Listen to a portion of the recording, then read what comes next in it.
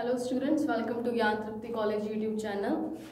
BSc final year quantum mechanics को continue करते हैं। कल हमने क्वांटम मैकेनिक्स करते टाइम हम एनफ्रेस थ्योरम कंप्लीट कर चुके हैं और अपने एंगुलर मोमेंटम ऑपरेटर किया था, है ना, जहाँ पे एल किया था मैंने, L is equals to L vector is equals to R vector cross P vector, जो क्लासिकल मैकेनिकली अपने को पता है कि ये होता है। उसके बाद मैंने आर की कुछ वैल्यू रखी थी और एक्स पी की कुछ वैल्यू रखी थी, जिससे मैंने एल की क्या वैल्यू निकाली थी, I cap J cap K cap. ये लास्ट लेक्चर में हम कर चुके हैं, X Y Z P X P Y P Z, जहाँ से मैं एल एक्स की वैल्यू कुछ निकाली थी।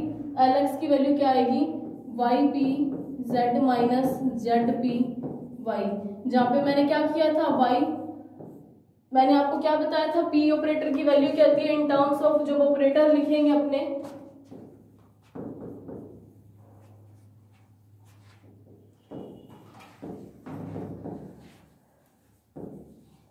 तो यहाँ पे L cap P cap Y cap ऐसे कुछ किया था ना। और पी ऑपरेटर की वैल्यू अपने को पता है, आयोटा एच कट माइनस में del by del R vector. और जब अपने पी एक्स की बात करते हैं तो iota H cut del upon del x आ जाएगा। पी वाई की बात करूं तो डेल अपॉन डेल वाई आ जाएगा माइनस आयोटा एच कट के साथ। और अगर मैं पी जेड की बात करूं तो डेल अपॉन डेल जेड आ जाएगा। और वही वैल्यूज हमने लास्ट में मैंने आपको कहा था, आप पुट करोगे तो आपके पास रिजल्ट आएगा minus iota H cut del by del z, क्योंकि ये जेड कॉम्पोनेंट है, minus z bracket minus iota H cut del upon del y component आ गया। अब माइनस आयोटा एच कट यहाँ से हम कॉमन ले सकते हैं, तो y del upon del Z minus Z del upon del Y, इसका फाइनल एल एक्स ऑपरेटर की वैल्यू आएगी in terms of X and Y. ठीक है, सेम हम सिमिलरली हम निकाल सकते हैं। यहाँ से मैंने ये चीज कैसे लिखी है, इस डिटरमिनेंट को सॉल्व करके जब अपने x कंपोनेंट निकालना है तो इसको अपने हाइड कर लेते थे, y P Z minus Z P Y करते थे। ठीक है, वैसे ही मैं एल वाई का निकाल सकती हूँ इन टर्म्स ऑफ ऑपरेटर। तो यहाँ पे इसकी वैल्यू क्या आएगी,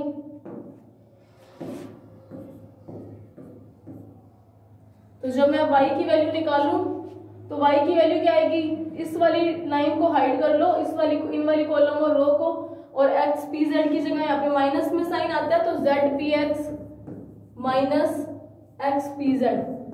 और इसकी वैल्यू भी अपने सेम ऐसे ही लिख सकते हैं, minus iota H cut common ले लूं, x कंपोनेंट है तो del by del X, z component है तो del by del Z minus iota H cut common ले लिया, z del upon del X minus x del upon del Z. ये किसका आया, एल वाई ऑपरेटर का, मतलब एंगुलर मोमेंटम का ऑपरेटर फॉर वाई कंपोनेंट। ठीक है, सिमिलरली फॉर जेड कंपोनेंट में भी कुछ निकालेंगे तो इनको, इस कॉलम रो को और इस कॉलम को हाइड कर देंगे। जब इसको हाइड करूंगी तो यहाँ पे क्या आएगा, X P Y minus Z P X, यही आएगा। और सिमिलरली ऐसे इसकी वैल्यू पुट करूंगी तो X del by del Y minus Z del by del X. तो ये आया हमारा एंगुलर मोमेंटम ऑपरेटर। इस एंगुलर मोमेंटम ऑपरेटर की वैल्यू एक और भी होती है, जो होती है in terms of polar coordinate. तो आपको ये चीजें याद रखनी है। एक तो ये आपके 1 या 2 नंबर में ये पूछ सकते हैं, आपसे पूछ सकते हैं कि एंगुलर मोमेंटम क्या है, तो अभी अपने छोटे क्वेश्चंस भी आने शुरू हो गए तो वहां पे ये आ सकते हैं। ठीक है, और अब मैं इसी की ऑपरेटर की वैल्यू जो आपको याद करनी है, angular momentum operator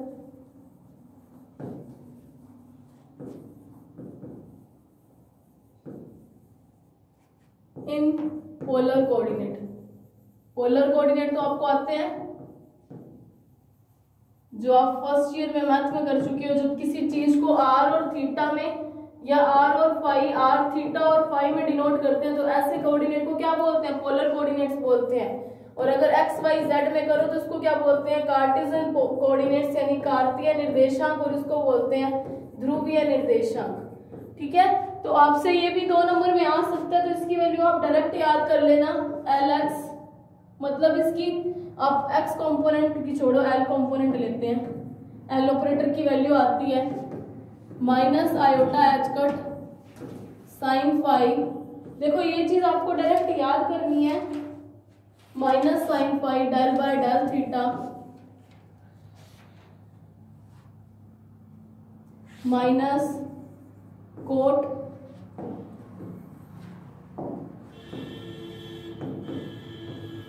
phi cot theta del upon del. तो ये जो है आपके पास ये आ सकता है कोट थीटा कोस फाई,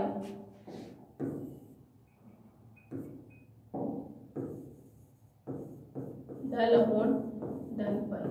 तो ये आपके लिए है पोलर कोऑर्डिनेट्स में, ये आपको याद करना है। इसको निकालने के लिए कोई फॉर्मूला नहीं है, कोई मैथमेटिकल इसका डेरिवेशन नहीं आएगा। वैसे तो इसका यूज ही बहुत कम होगा ही नहीं मेरे हिसाब से आपको इसको सॉल्व करने में, आप पोलर कोऑर्डिनेट में पूछते ही नहीं, लेकिन आप फिर भी एक बार याद कर लो कि पोलर कोऑर्डिनेट में एंगुलर मोमेंटम की वैल्यू आती है ये। अब अपने नेक्स्ट ऑपरेटर पे चलते हैं, वो है हैमिल्टोनियन ऑपरेटर। तो देखो हैमिल्टोनियन ऑपरेटर क्या होता है,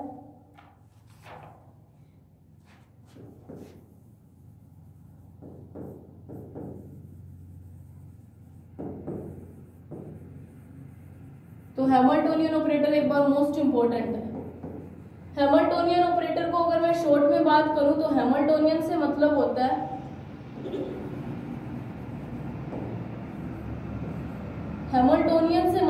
है टोटल एनर्जी।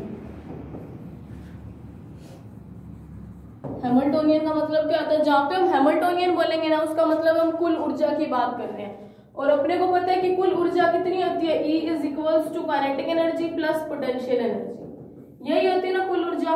और हैमिल्टोनियन भी टोटल एनर्जी को ही डिनोट करता है, कुल ऊर्जा को। तो हैमिल्टोनियन ऑपरेटर क्या होगा कि ऐसा ऑपरेटर, देखो अब आपको एक चीज बता रही हूँ, जब अपने ने एंगुलर मोमेंटम निकाला था, मोमेंटम ऑपरेटर निकाला था P cap psi is equals to P psi, कुछ ऐसा लिख रहे थे ना। Kinetic energy momentum kinetic energy operator निकाला था K psi, K cap psi पे ऑपरेट किया तो अपने क्या लिख रहे थे, कुछ K इंटू साई आएगा। ये इक्वेशंस लिखने का मतलब क्या होता है, इनका मतलब पता है क्या होता है कि हमने कोई ऑपरेटर लिया और उसको किसी वेव फंक्शन के ऊपर अप्लाई करने पे वो वेव फंक्शन कैसा मिला, किसी P से मल्टीप्लाई होके मिला, और यहाँ पे K कैप से ऑपरेटर को अप्लाई करके वेव फंक्शन कैसा मिला, किसी K से मल्टीप्लाई मिला, है ना, यही चीज हुआ। तो यहाँ पे ये जो P और K है ना, इनको बोलते हैं आइगन वैल्यू। आइगन वैल्यू क्या होती है, जब किसी ऑपरेटर को किसी तरंग फलन पे ऑपरेट करवाएं या किसी संकारक को किसी तरंग फलन पर संकारक को अप्लाई करवाने पर क्या होगा, वो तरंग फलन किसी कांस्टेंट से मल्टीप्लाई होके मिलेगा, और इस वैल्यू को ही क्या बोलते हैं, आइगन वैल्यू बोलते हैं। और ऐसी इक्वेशन को क्या बोलते हैं, आइगन इक्वेशन बोलते हैं। आइगन वैल्यू और आइगन इक्वेशन एक बार फिर से बताती हूँ आपको। देखो मान लिया कि कोई ऑपरेटर है A कैप, ठीक है, किसी वेव फंक्शन f पे मैंने इसको अप्लाई किया। अब वो वेव फंक्शन क्या है, मान लिया कि अगर वो वेव फंक्शन ऐसा आता है 2f के इक्वल आ जाए, ठीक है, या किसी ऑपरेटर B कैप को किसी वेव फंक्शन f पे अप्लाई किया तो वो अल्फा इंटू f के इक्वल आए, तो ये जो अल्फा और ये जो 2 है ना, इसको बोलते हैं आइगन वैल्यू। मतलब किसी ऑपरेटर को किसी फंक्शन पर अप्लाई करवाने पर वो फंक्शन क्या हो, किसी चीज से मल्टीप्लाई होके मिले। अब ये मल्टीप्लाई में है ना, 2 भी मल्टीप्लाई में, अल्फा भी मल्टीप्लाई में है, तो इन चीजों को, ये जो वैल्यूज होती है उसको बोलते हैं आइगन वैल्यू, आइगन मान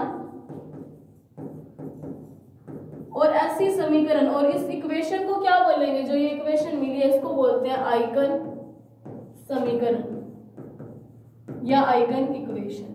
तो आइगन वैल्यूज क्या है, वो कांस्टेंट जिसको किसी ऑपरेटर को किसी वेव फंक्शन पे अप्लाई करवाओ तो फंक्शन अगर किसी कांस्टेंट से मल्टीप्लाई होके मिले तो उस कांस्टेंट को बोलते हैं आइगन वैल्यू, और ऐसी इक्वेशन को क्या बोलते हैं, आइगन समीकरण। और वो कांस्टेंट 1 भी हो सकता है जैसे आइडेंटिटी ऑपरेटर में अपने किया था, f से मल्टीप्लाई किया तो उसका वैल्यू क्या है, 1 into f. Function as it is आ गया, फंक्शन एज इट इज आना मतलब वो 1 से मल्टीप्लाई होके आया था ना, तो इसकी आइगन वैल्यू कितनी होगी, 1।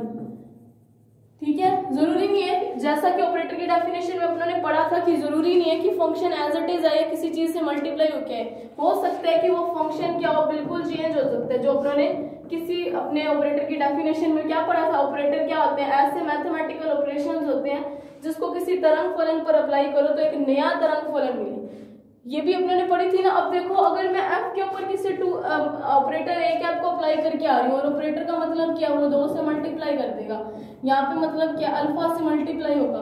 तो ये जो नया फंक्शन मिला वो इनिशियल फंक्शन के जैसा तो नहीं है ना, जैसा फंक्शन हम लेके चले थे सेम वही तो नहीं है ना।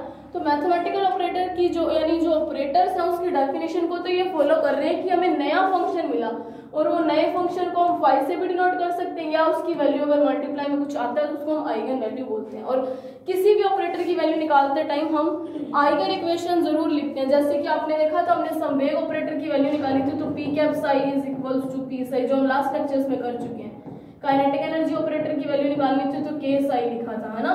तो ये उसकी होती है आइगन इक्वेशन। अब अपने करते हैं हैमिल्टोनियन ऑपरेटर।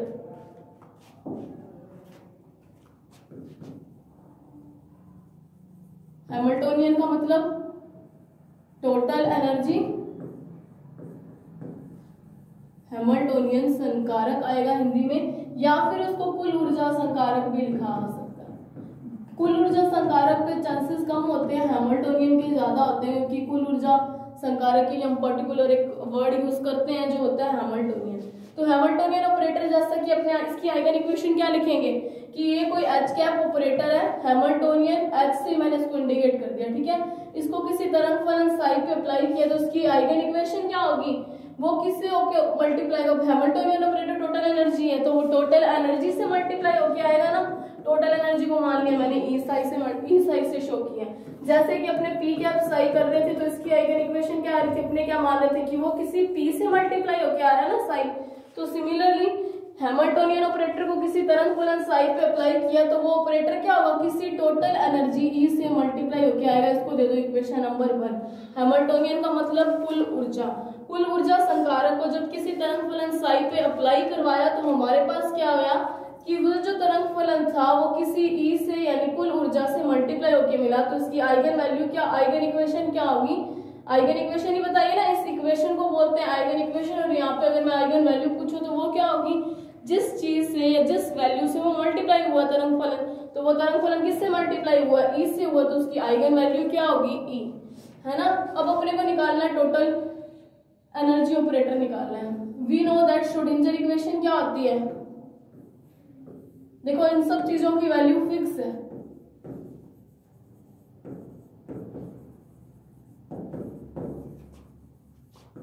श्रोडिंगर इक्वेशन तो अब तक याद हो चुकी होगी आपको।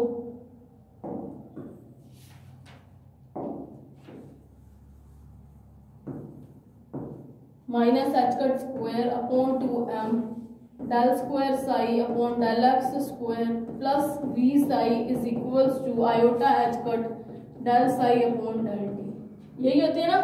और अपने को पता है, अपने जब श्रोडिंगर तरंग, अब इसको किसके इक्वल लेके आना, अपने को किसकी वैल्यू चाहिए, एच कैप की, और यहाँ पे कितना आना चाहिए इक्वल में। अगर ये टर्म ई के इक्वल आ जाए, ई साई के इक्वल आ जाए, तो ये इसको मैं एच कैप मान सकते हो। उसको ई साई बनाना है, कैसे बनाएंगे देखते हैं। अपने इसको कैसे सॉल्व कर रहे थे, या पहले एक बार रुको ये देखते हैं हैमिल्टोनियन ऑपरेटर। अपने मान लेते हैं एक बार यहाँ पे आओ कि एक तरंग फलन है, ठीक है, उसकी वैल्यू क्या है, ई की पावर आयोटा के x minus of omega T है, ठीक है। ये कोई तरंग फलन है जिसकी वैल्यू, हम तरंग फलन यही लेके चल रहे हैं। और अगर मैं आपको इसको पी और ई की टर्म में लिखना तो हम बहुत बार इसको सॉल्व कर चुके हैं, तो आपको वो भी आता आएगा। ई की power iota upon H cut P x minus E T, है ना। अब देखो मुझे ई चाहिए, ई बनाना है तो मतलब मैं क्या करूं, विद रिस्पेक्ट टू टी इसका डिफरेंशिएशन कर लूं, delta psi upon delta T is equals to, ये तो एज अ कांस्टेंट बिहेव करेगा तो इसकी वैल्यू क्या आएगी, minus iota H cut into E into T. T की वैल्यू, टी का जब डिफरेंशिएशन करेंगे तो वो क्या आएगा, 1 इंटू 1 ई की power iota H cut P x minus E T. तो इसकी वैल्यू क्या आएगी, minus iota H cut E into Sai. और यहां से यहाँ पे इसकी वैल्यू कितनी हो जाएगी, इसकी वैल्यू अगर मैं इसको ई साई को इधर रखूं, सेम हैमिल्टोनियन इक्वेशन तो यही आएगी आइगन इक्वेशन। मैं आपको पहले एच कैप की जो दो वैल्यूज आती हैं, ठीक है, हैमिल्टोनियन ऑपरेटर की दो दो वैल्यूज आएंगी और ऑपरेटर की वैल्यू फिक्स है, ऐसा नहीं है कि आप कुछ और करोगे तो ऑपरेटर की वैल्यू चेंज हो जाएगी। पी कैप की value minus iota H cut del by del X कर रहे हैं तो वो वही रहेगी। ई की वैल्यू कितनी कर रहे हैं, iota H cut del square upon del x square कर रहे हैं, वही रहेगी minus H cut square over 2 हम del square by del X कर रहे हैं, डेल एक्स स्क्वायर। यही करें ना एनर्जी का। ई कैप कितना करें, जो काइनेटिक एनर्जी ऑपरेटर था, minus H cut square upon 2m del square upon del x square. P cap की वैल्यू कितनी कर रहे हैं, minus iota H cut del by del X. इनकी वैल्यूज फिक्स रहेंगी, इनकी वैल्यूज कहीं पे भी चेंज नहीं होगी। और पेपर में अगर आएगा तो वो यही कहेगा कि काइनेटिक एनर्जी ऑपरेटर की वैल्यू ये होती है, प्रूफ करो। मोमेंटम ऑपरेटर की वैल्यू ये होती है, प्रूफ करो। और हैमिल्टोनियन ऑपरेटर की दो दो वैल्यूज आएंगी, वो भी फिक्स रहेंगी, कहीं पे उसकी वैल्यू चेंज नहीं होगी। तो देखो यहां से इसकी वैल्यू क्या बनी, अगर मैं ई साई को एक साइड लिखूं ई साई और इसको उधर भेज दूं एच कट माइनस में upon iota del upon del psi upon del T, ये क्या आया, मैं इसको आयोटा से ऊपर नीचे मल्टीप्लाई कर सकती हूँ, iota upon iota, iota upon iota किया मैंने इंटू आयोटा अपॉन आयोटा। अगर मैं आयोटा अपॉन आयोटा करूं तो नीचे बनेगा आयोटा स्क्वायर विच इज -1, तो -1 और -1 कैंसिल हो जाएंगे, -2 माइनस, तो इसकी वैल्यू क्या बनेगी, iota H cut del upon del T into sine, यहाँ पे डेल दो बार लिख दिया, एक बार आएगा, is equals to E sine. और यही तरंग फलन जो समीकरण 1 है, अगर मैं इसको और इस समीकरण 2 को, आप इसको भूल जाओ, एक बार ये वाला भी करेंगे अपने, इसको एक बार रुको, इसकी जो दो वैल्यूज आती है मैं पहले आपको ये वाली वैल्यू निकलवा रही हूँ। तो देखो अगर समीकरण 1 और 2 को इक्वेट करूं मैं बाय यूजिंग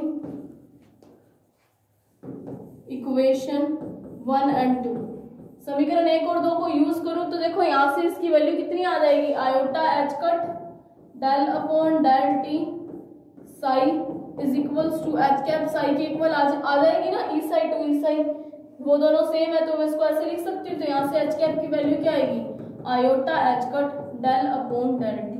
तो एक वैल्यू तो हैमिल्टोनियन ऑपरेटर टोटल एनर्जी की ये वैल्यू है, जो कि क्या है, टाइम डिपेंडेंट। क्यों, क्योंकि ये किस पे आ रहा है, टाइम की फॉर्म में आ रहा है। तो अगर आपसे पेपर में पूछे टाइम डिपेंडेंट हैमिल्टोनियन ऑपरेटर निकालो तो वो ये है, ऐसे आपको करना है। साई की कुछ वैल्यू जो अपने शुरू से अज्यूम करते आ रहे हैं, पी और ई की टर्म में लिखेंगे, ऐसे आ जाएगी, डेल साई और डेल टी करेंगे, फिर डेल साई और डेल टी को थोड़ा सोल्व करेंगे जिससे उसकी वैल्यू ई साई के इक्वल आ जाएगी। और अपने को पता आएगा इक्वेशन, और इस इक्वेशन को जब हम इक्वेट करेंगे तो इसकी वैल्यू कुछ आ जाएगी। तो ये हैमिल्टोनियन ऑपरेटर कैसे है, टाइम डिपेंडेंट। टाइम डिपेंडेंट क्यों है, time dependent Hamiltonian operator, Hamiltonian की मतलब टोटल एनर्जी, तो उसकी वैल्यू क्या है, आयोटा एच का डेल बाय डेल टी। अब मैं टाइम इंडिपेंडेंट हैमिल्टोनियन ऑपरेटर कर रहा हूं, हैमिल्टोनियन ऑपरेटर की दो ही वैल्यूज आएंगी आपके पास। अब हम कर रहे हैं टाइम इंडिपेंडेंट,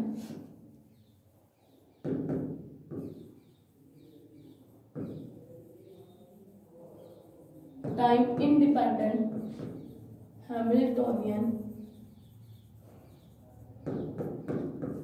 ऑपरेटर को मैंने ओपी लिख दिया, यानी कि काल अनाश्रित। टाइम इंडिपेंडेंट मतलब जो ऑपरेटर की टर्म्स में, इधर वाला ऑपरेटर जिसकी वैल्यू मेरे पास टी की टर्म्स में आई थी, अब वही ऑपरेटर की वैल्यू टी की टर्म्स में ना आने वाली, मतलब टाइम इंडिपेंडेंट जिसके अंदर टी टर्म्स ना हो, वैसा ऑपरेटर निकालना है। ठीक है, तो वैसा निकालने के लिए अपने को पता है आइगन इक्वेशन क्या है, आइगन इक्वेशन क्या चेंज होगी, क्या नहीं होगी, h cap psi is equals to E psi, यानी किसी ऑपरेटर को मैंने क्या किया, इसको दे दो इक्वेशन नंबर 3, क्योंकि इसको दे दो, आप ऐसे करते हैं, इसको अपने दे लेते हैं इक्वेशन नंबर 3, जहाँ पे हमने एच कैप इसकी टर्म में निकाली। ठीक है, इसको दे लेते हैं इक्वेशन नंबर 4, फिर इसको लिखने की जरूरत ही नहीं अगर अपने दोनों एक साथ निकाल रहे हैं तो अपने आइगन इक्वेशन क्या होती है, जब किसी ऑपरेटर को किसी तरंग फलन साई पे अप्लाई करवाएंगे तो वो तरंग फलन क्या होगा, किसी कांस्टेंट वैल्यू से मल्टीप्लाई होके आएगा और उस कांस्टेंट वैल्यू को बोलते हैं आइगन वैल्यू, और ऐसी इक्वेशन को बोलते हैं आइगन इक्वेशन।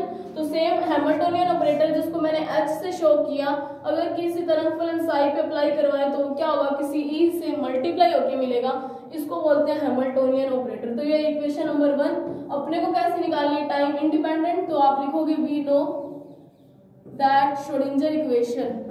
श्रोडिंगर इक्वेशन क्या है, देखो आपको वो पहले करवाने का और ये बाद में करवाने का एक रीजन था, क्योंकि मैं इसकी वैल्यू यहाँ से डायरेक्ट पुट करने वाली हूँ, ठीक है, इसीलिए मैंने आपको वो पहले करवाया। तो इसकी वैल्यू अपने को पता है minus H cut square upon 2m del square psi upon del x square plus V psi is equals to iota H cut del by del T into psi. यही होती है इक्वेशन। और समीकरण 2 से जो मैंने यहाँ पे निकाली उसकी वैल्यू क्या आ जाएगी, ई साई की इक्वल आ जाएगी। क्या किया हुआ है, इसकी वैल्यू उस इक्वेशन के अंदर मैं पुट करूंगी जो क्या है ई साई। तो बाय यूजिंग इक्वेशन नंबर 2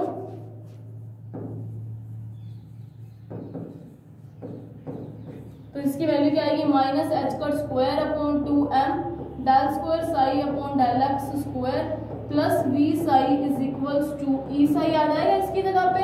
अगर इसकी जगह पे ई साई आ गया तो कुछ इक्वेशन नंबर 4 जैसी समीकरण बनती हुई दिखाई दे रही है। कैसे बनती हुई दिखाई दे रही है, अगर मैं इसको ऐसे लिख लूं, minus H cut square upon 2m del square upon del x square plus V और साई को जो है जो अपना तरंग फलन उसको मैं बाहर ले लूं is equals to E psi. कुछ समीकरण 4 जैसा बना।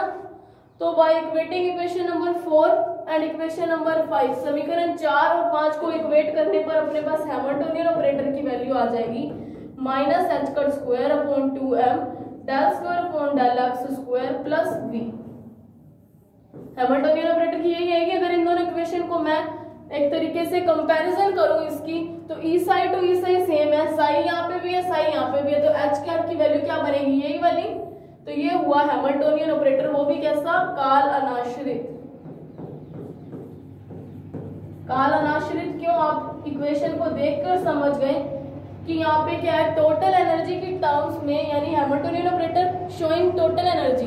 टोटल एनर्जी की जो फॉर्मूला है उसके अंदर हमारे पास क्या टाइम नहीं आया, और ये कैसा है, टाइम डिपेंडेंट। क्यों, क्योंकि यहाँ पे टाइम आ रहा है। तो Hamiltonian operator is most important operator. आपके पास ये 2 नंबर में आ सकता है, time independent and time independent Hamiltonian operator को बताइए और उनकी वैल्यूज को निकालो। तो ये आपको फिर ये करना है, ये वाला और ये वाला, ठीक है। काल अनाश्रित हैमिल्टोनियन ऑपरेटर या कुल ऊर्जा संकारक। कुल ऊर्जा क्यों, क्योंकि हैमिल्टोनियन का मतलब ही क्या है, कुल ऊर्जा। अब अपने आगे चलते हैं, ठीक है, नेक्स्ट टॉपिक करते हैं। नेक्स्ट टॉपिक मैं आपको करवा रही हूँ हर्मिशियन ऑपरेटर। तो देखो हर्मिशियन ऑपरेटर क्या होते हैं,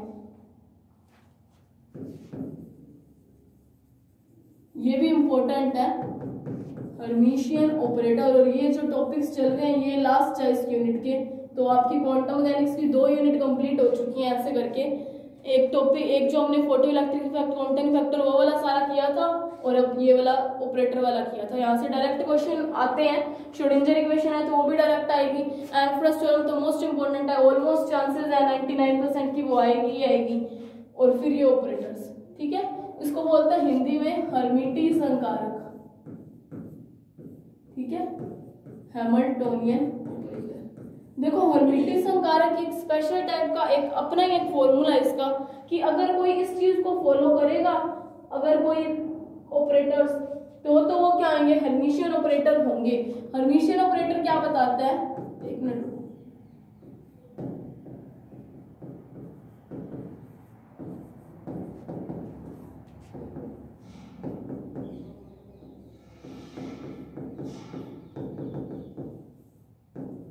देखो हर्मिशियन ऑपरेटर का मतलब क्या होता है, अगर कोई भी ऑपरेटर हो, ठीक है, अगर वो इस चीज को फॉलो कर रहे हैं, अगर वो ऐसे इक्वल आ जाए तो ऐसे ऑपरेटर को क्या बोलते हैं, हर्मिशियन ऑपरेटर बोलते हैं। ऐसे ऑपरेटर कैसे इक्वल आए, देखो इस तरीके से मान लिया कि कोई दो, अपने को वजह से मान लिया कि कोई पी कैप है, ठीक है, मोमेंटम ऑपरेटर दिया, उसको क्या दे दिया कि 2 वेव फंक्शन है, एक फाई और एक साई, ठीक है। इन्होंने क्या बोला, या एक साई और साई स्टार ले लो, तो ये भी अलग अलग फंक्शन होंगे ना, क्योंकि साई क्या होता है, ए प्लस आयोटा बी के इक्वल होता है, और साई स्टार क्या होगा, ए माइनस आयोटा बी के इक्वल होगा। तो ये अलग अलग फंक्शन हो गए ना। जब इस पी ऑपरेटर को इन अलग अलग फंक्शन पर अप्लाई करो, वो भी कैसे कि पहले का क्या ले लो, मैं यहाँ पे लिखूं साई स्टार, फिर जो पी ऑपरेटर है उसको साई पे अप्लाई करूं और उसका इंटीग्रेशन करूं विद रिस्पेक्ट पूरे स्पेस में, और इसका भी करूं सेम चीज। तो अपने पास क्या है, अगर ये दोनों इक्वल आते हैं, रिजल्ट इस तरीके से मैच करते हैं, तो ऐसे ऑपरेटर्स को बोलेंगे हर्मिशियन ऑपरेटर। तो ऐसा ऑपरेटर जो इस रिलेशन को फॉलो करे उसको बोलते हैं हर्मिशियन ऑपरेटर। और अगर आपको ये लाइन याद करनी मुश्किल है तो मैं इसकी एक छोटी सी ट्रिक बता देती हूँ आपको कि आपको ये फॉर्मूला कैसे याद रखना है। तो इसको आप ऐसे याद करोगे, फिल्म स्टार, एफ से करोगे फिल्म स्टार लगाओ तो स्टार, ए से अमित और जी से जी, ठीक है। ट्रिक क्या है, ऐसे ही आप ये मत सोचना कि पता नहीं क्या बता दिया। तो फिल्म स्टार अमित जी किसके इक्वल आना चाहिए, अमित फिल्म स्टार जी की, ठीक है। Film star Amit ji equals to Amit film star ji के, ठीक है। अमित कुछ और नहीं है, ए कैप को बता रही हूँ कि आपको ये हैमिल्टोनियन हर्मिशियन ऑपरेटर का फॉर्मूला याद करना से इजी हो जाएगा। कैसे, फिल्म स्टार अमित जी, अमित फिल्म स्टार जी। तो ऐसे आपको इस तरीके से इसको अप्लाई करना है। तो ऐसा ऑपरेटर जो इस रिलेशन को फॉलो करे उस ऑपरेटर को क्या बोलेंगे, हर्मिशियन ऑपरेटर। अब एक क्वेश्चन आपके पास डायरेक्ट आता है, ये एक याद करने की ट्रिक है, film star Amit ji is equals to Amit film star ji के इक्वल है, और होल स्पेस की बात कर रहे हैं, उसकी इंटीग्रेशन करनी है, ठीक है। तो अगर कोई ऑपरेटर इस रिलेशन को फॉलो करे तो मतलब वो हर्मिशियन ऑपरेटर है, और अगर ना करे तो वो हर्मिशियन ऑपरेटर नहीं है। तो ये क्वेश्चन आपके पास बहुत बार आएगा क्वेश्चन में कि प्रूफ दैट हैमिल्टोनियन ऑपरेटर, जिसको अपने एच कैप लिखा है, that is total energy operator, एक हर्मिशियन ऑपरेटर है, या हैमिल्टोनियन ऑपरेटर एक हर्मिटी संकारक है, सिद्ध करो। तो वो प्रूफ करना आपके पास आ सकता है, या आ सकता है कि पी क्या एक हर्मिटी संकारक है, प्रूफ करो है या नहीं। या आ सकता है कि काइनेटिक एनर्जी ऑपरेटर एक हर्मिशियन ऑपरेटर है या नहीं, प्रूफ करो, ठीक है। तो ये क्वेश्चन आपके पास आ सकते हैं, इसीलिए हर्मिशियन ऑपरेटर इंपॉर्टेंट है, क्योंकि अगर कोई ऑपरेटर इस चीज को फॉलो करे ऐसे रिलेशन को, तो मतलब वो हर्मिशियन ऑपरेटर है। तो एक क्वेश्चन आपके पास आता है कि हर्मिशियन और हर्मिटी ऑपरेटर, अगर आपने 5 ईयर देखे हो, हर्मिटी संकारक के आइगन मान वास्तविक होते हैं।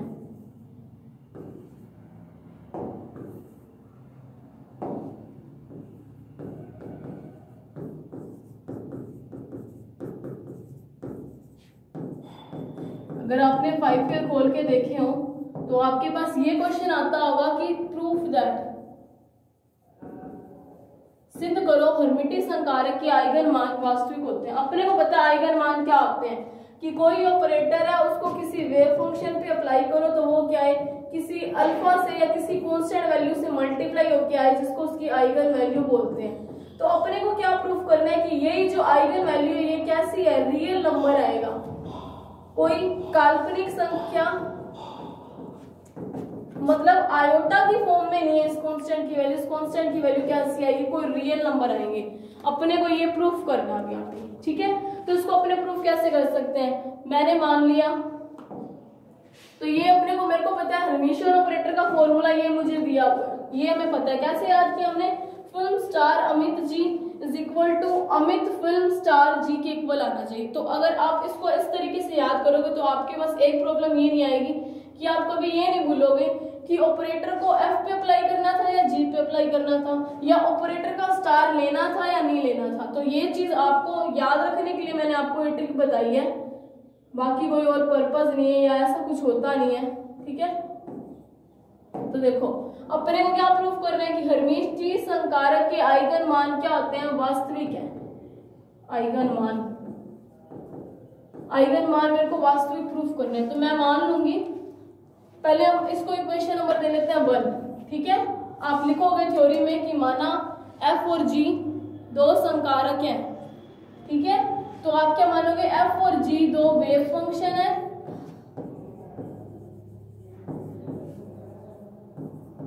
ठीक है, जहां पे ए कैप क्या है, कोई संकारक है। और अपने को क्या प्रूफ करना है कि हर्मिटियन संकारक के आइगन मान कैसे होते हैं, वास्तविक होते हैं।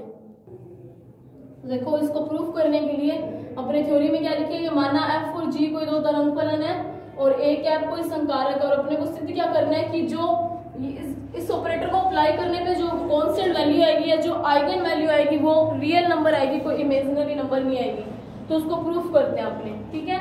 अपनों ने क्या किया, ये लिया और मेरे को पता है अगर हर्मिटियन ऑपरेटर है, हर्मिशियन ऑपरेटर तो हमें पहले से दे रखा है कि हर्मिटियन संकारक तो है, तो मतलब इस चीज को तो फॉलो करेगा। अगर कोई पूछ ले कि हर्मिशियन संकारक है या नहीं, तो उसको करने के लिए ये फॉलो करना चाहिए। और क्वेश्चन में क्या दिया, हर्मिटियन संकारक के आइगन मान वास्तविक होते हैं, मतलब ये वाला जो रिलेशन है ये तो पक्का फुलफिल होने वाला है, तो मैं इसी रिलेशन को यूज करूंगा, ठीक है। इस रिलेशन को यूज कैसे करेंगे अपने, देखते हैं। मैंने क्या माना, f और g दो वेव फंक्शन है और a कैप कोई ऑपरेटर, और वो भी कैसा, हर्मिटियन संकारक है, हर्मिशियन ऑपरेटर है।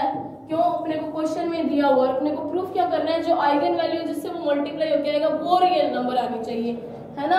तो उसको प्रूफ करते हैं। मान लिया मैं इसकी LHS को सॉल्व कर रही हूं एक बार, ठीक है। प्लस माइनस इंफिनिटी लिमिट, ठीक है, f star a cap g d v is equals to, इसको मेरे को सॉल्व करना है, इसकी वैल्यू क्या आएगी। अपने को पता है अपने को आइगन वैल्यू वास्तविक चाहिए, तो मतलब मैंने क्या मानूंगी, लेट a कैप को अगर किसी g के ऊपर अप्लाई करूं तो वो अल्फा इंटू जी के इक्वल आए, जहां पे अल्फा क्या है, आइगन वैल्यू है, यही आएगा। और अपने को इसी को प्रूफ करना है कि यही जो अल्फा जो आइगन वैल्यू मैंने मानी है वो रियल नंबर आने चाहिए।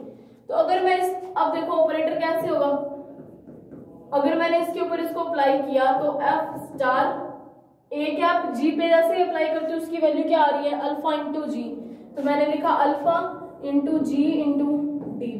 तो अल्फा एक कांस्टेंट होता है, ये तो हम पहले ही पता, हमें तो ये देखना है कि ये वाला कांस्टेंट रियल है या इमेजिनरी है। तो मैं इस अल्फा को बाहर लिख सकती हूँ इंटीग्रेशन से, plus minus infinity f star g into D. तो इसको दे लो, इसको दिया समीकरण 1, यहाँ पे लिखना LHS सोल्व करने पर, हल करने पर।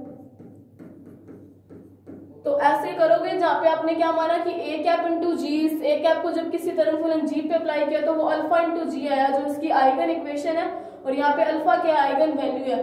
फिर जब इस वैल्यू को मैंने यहाँ पे पुट किया तो अल्फा मुझे पता है कि ये कांस्टेंट होता है हमेशा, तो उस अल्फा को मैंने बाहर ले लिया, इसको दे दिया मैंने समीकरण नंबर 2। अब देखो अगला क्या था, अमित film star G a cap किसी f पे अप्लाई किया, स्टार g डॉट dv, क्या ये RHS लिया मैंने, ठीक है। अब मैंने क्या माना, लेट किया, जब a कैप को किसी f पे अप्लाई किया तो वो क्या आया, अल्फा आता है, वो भी अल्फा इंटू f, इसकी आइगन इक्वेशन ये आती है, ठीक है। अब ये अल्फा मैंने क्या मान लिया, इसकी आइगन वैल्यू है। अब ऐसा तो कोई जरूरी नहीं है ना कि a कैप की मतलब क्या था, ऑपरेटर तो सेम है ना, a कैप, और ऑपरेटर क्या करता है, ऐसा तो नहीं। अब ये a कैप की मान लो इसकी वैल्यू थी 2 से मल्टीप्लाई करना था इसको तरंग फलन से, ठीक है। अब a कैप को मैंने किसी x square plus y square नहीं लेते, किसी x square plus 2x plus 3 कोई तरंग फलन साई था जिसकी वैल्यू ये थी, इसके ऊपर जब मैंने किसी a कैप को अप्लाई किया वो 2 इंटू, क्योंकि इसका काम क्या था, 2 से मल्टीप्लाई करना था, x square plus 2x plus 3 करना है, ठीक है। ये तो मान लिया कि कोई तरंग फलन, मैं उसी एग्जांपल को लेके चलते हैं कि कोई g है, ठीक है, और किसी f वेव फंक्शन की वैल्यू क्या है, x square 4x square plus 5 है, मानना है, ठीक है। अब इसी a कैप का काम तो सेम है ना कि वो 2 से मल्टीप्लाई करेगा, किसी a कैप को f से जब अप्लाई किया तो उसकी वैल्यू क्या आएगी, 2 इंटू, ऑपरेटर का काम तो 2 से मल्टीप्लाई करना था, 4x स्क्वायर प्लस 5, तो आइगन वैल्यूज तो सेम है ना इनकी। अब ऑपरेटर सेम था तो इसी कारण इसकी आइगन वैल्यू सेम आएगी ना, ऐसा तो नहीं मैंने f पे अप्लाई किया तो ऑपरेटर का काम ही बदल गया, 2 से मल्टीप्लाई वाला लिया था, अब यहाँ पे वो 5 से करेगा, ऐसा कुछ तो नहीं आएगा ना। इसीलिए मैंने यहाँ पे क्या किया, आइगन वैल्यू फिर से अल्फा लिया, ठीक है। तो ये आइगन वैल्यू जब अल्फा आती है, इसको मैं इसी इक्वेशन में अप्लाई करूंगी तो इसकी वैल्यू कितनी आएगी, plus minus infinity a cap into F, a cap को जब किसी फंक्शन f पे अप्लाई किया तो अल्फा इंटू एफ आया, और स्टार हमारे पास ऑलरेडी था, स्टार g डॉट dv। इसको आगे सॉल्व करें, इसकी वैल्यू क्या आएगी, -2 प्लस इंफिनिटी स्टार है तो मतलब अल्फा की वैल्यू अपने को पता नहीं क्या है, तो मैंने अल्फा पे भी स्टार लगा दिया। अगर आयोटा होगा तो वो चेंज हो जाएगा, नहीं होगा तो अनचेंज रहेगा। फंक्शन एफ पे भी star G D V. Alpha हमें पता है कांस्टेंट है, अगर अल्फा कांस्टेंट है तो अल्फा स्टार भी एक कांस्टेंट ही वैल्यू आएगी, चाहे इमेजिनरी है चाहे कैसी भी। हमें एक बार ये नहीं पता कि वो कैसी है, अपने को तो प्रूफ करना है वो इमेजिनरी ना हो के सिर्फ रियल आती है। तो अल्फा को मैं बाहर लिख सकती हूँ इंटीग्रेशन से, minus F star G dot DV आएगा। इसको क्या दे दी, समीकरण 3। ठीक है, अब अपने ने क्या किया, इस चीज के इस टर्म को भी सोल्व कर लिया, इसको भी सोल्व कर लिया। हर्मिशियन ऑपरेटर गिवन था इसीलिए मैंने इन दोनों को सोल्व कर दिया, और अगर गिवन ना होता तो अपने इसको प्रूफ करते कि ये दोनों चीज इक्वल आती हैं। अपने को पता है कि हर्मिशियन संकारक तो है वो, तो इन चीजों को मैं लेके चली, और अपने को क्या निकालना, आइगन मान वास्तविक होते हैं। तो समीकरण 1 और ये 2 और ये 3 by using equation 1, 2 and 3। अब समीकरण 1, 2 और 3 को मैं अगर इस एक के अंदर 2 और 3 की वैल्यूज रखूं, 2 और 3 की, तो मेरे पास वो वैल्यूज क्या आएगी, अल्फा 2 की इसकी वैल्यू LHS की आएगी, alpha F star G D we,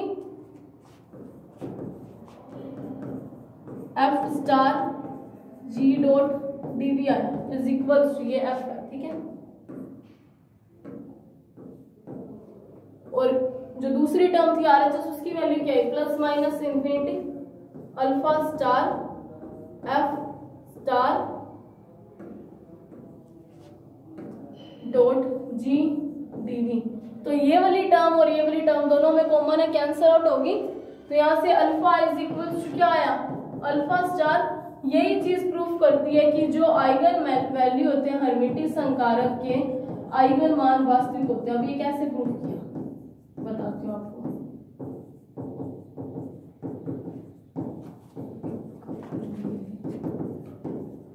कैसे वास्तविक हुए, कोई एग्जांपल लेके चलते हैं। ठीक है, मैं यहाँ पे लिख रही हूँ। मान लिया जो अल्फा था उसकी वैल्यू क्या है, देखो उसकी वैल्यू मैं 2 लेके चल रही हूँ। एक तो अल्फा की वैल्यू आएगी 4 है, ठीक है, और एक अल्फा की वैल्यू है 4 आयोटा। ठीक है, इस अल्फा का मैं जब स्टार करूंगी इसकी वैल्यू अनचेंज रहेगी, 4 का 4। इसका जब स्टार करूंगी तो -4 आयोटा आएगी। तो यहाँ पे अल्फा क्या अल्फा स्टार के इक्वल आ रहा है क्या, नहीं आ रहा। अगर इमेजिनरी होता, काल्पनिक होता इस अल्फा का मान, इस आइगन मान का मान, तो क्या ये कभी इक्वल आते हैं, कभी नहीं आते। कैसे इक्वल आ रहे थे, alpha is equals to minus of alpha star के इक्वल आ रहे थे। और अगर मैंने एक रियल नंबर लिया तो alpha is equals to alpha star के इक्वल आ रहे हैं। तो इस एग्जांपल से आप याद रख लेना कि हाँ अगर ये इमेजिनरी होता, काल्पनिक होता, तो मैंने काल्पनिक का एग्जांपल लेके चला तो वो तो माइनस अल्फा स्टार के इक्वल आ रहा है। तो यहाँ पे तो माइनस साइन आया ही नहीं, यहाँ पे तो प्लस का साइन है ना। और प्लस का साइन किस केस में आता है, अगर ये अल्फा क्या होता है, एक रियल नंबर होता है। तो अगर हर्मिशियन संकारक एक रियल नंबर है, वास्तविक मान कैसे आए, तो वो हमने प्रूफ कर दिया। सो आज के लिए इतना ही। Thank you for watching.